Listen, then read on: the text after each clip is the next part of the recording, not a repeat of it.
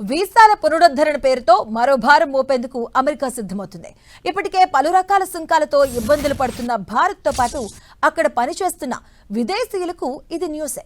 వీసాల పునరుద్ధరణకు కొత్త రుసుములు అమలు చేసేందుకు యుఎస్ ప్రణాళికలు సిద్ధం చేస్తుంది. H1B, L1 వీసాలపై భారం పెంచడం వల్ల భారతీయ వృత్తి నిపుణులపై అధిక ఇంపాక్ట్ పడే ఛాన్స్ ఉంది. ఎందుకంటే H1B వీసా గడువు పొడిగింపును కోరుతూ దరఖాస్తులు చేసేవారిలో మనవారే అధికంగా ఉంటారు. ఇప్పటి వరకు కొత్తగా ఇలాంటి వీసాలు జారీ చేయడానికి అదనపు రుసుమును ట్రంప్ సర్కార్ వసూలు చేస్తుంది. ఇక తాజాగా రెన్యువల్ సమయంలోనూ పెంచడం వల్ల అమెరికాలో విదేశీయుల చేత పరిచయించుకుంటున్న సంస్థలపై అధిక భారం పడబోతుంది. అత్యంత నిపుణులైన విదేశీ కార్మికులకు కొత్తగా H1B వీసాలు ఇచ్చేందుకు $1,00,000 రుసుము వసూలు చేయాలన్న నిర్ణయంపై యుఎస్ సర్కార్కు కోర్టులో ఎదురు దెబ్బ తగిలింది. దీంతో తాజా ప్రతిపాదనను ట్రంప్ సర్కార్ తెరపైకి తెచ్చింది.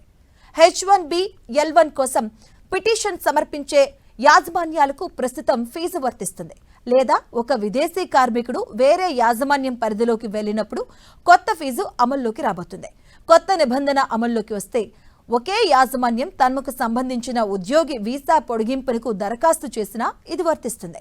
ప్రస్తుతం యాజమాన్యాలు కనీసం $4,000 చొప్పున ఒక్కో ఉద్యోగి కోసం ఫీజులు చెల్లిస్తున్నాయి. ఈ రుసుములు పెరిగితే టెక్నాలజీ సెక్టార్లోని ఉద్యోగులను కొనసాగించడానికి కంపెనీస్ ఎక్కువ భారం మోయాల్సి ఉంటుంది. ఇక వీసా పునరుద్ధరణ రుసుముతో ఏటా $15 కోట్ల పైగా అదనపు ఆదాయం వస్తుందని అమెరికా అంచనా వేస్తుంది.